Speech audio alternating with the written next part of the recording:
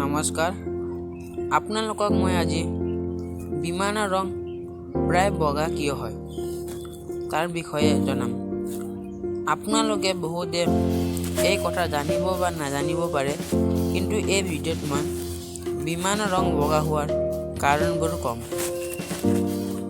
আৰু আপোনালোকলৈ এটা সৰু অনুৰোধ, যদি আপোনালোকে মোৰ চেনেলত নতুন তেন্তে ছাবস্ক্ৰাইব, লাইক, কমেণ্ট আৰু শ্বেয়াৰ কৰিব।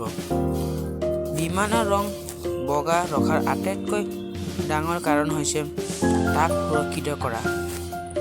ৰানৱেৰ পৰা আকাশলৈ উৰণীয়া হৈ থকা আকাশলৈ উৰা মাৰে। তেওঁলোকৰ প্ৰত্যক্ষ সূৰ্যৰ ৰশ্মি আছে। ৰশ্মিৰ ইনফ্ৰাৰেড ৰেছ থাকে, যাৰ ফলত তীব্ৰ তাপ হয়। বগা ৰঙে বিমানখন গৰম হোৱাত প্ৰতিৰোধ কৰে। বগা ৰং হৈছে এক ভাল প্ৰতিফলক। ই ৯৯% সূৰ্যৰ ৰশ্মি প্ৰতিফলিত কৰে যাতে বায়ুবোৰ গৰম নহয়। বগা দৃশ্যমানতা আন ৰঙতকৈ অধিক। আকাশত বগা বিমানখন সহজে দেখা যায় আৰু যিকোনো দুৰ্ঘটনা পৰিহাৰ কৰিব পাৰে। লগতে চৰাই-চিৰিকটিসকলো আঁতৰি যায়। বগা ওজন আন ৰঙতকৈ কম।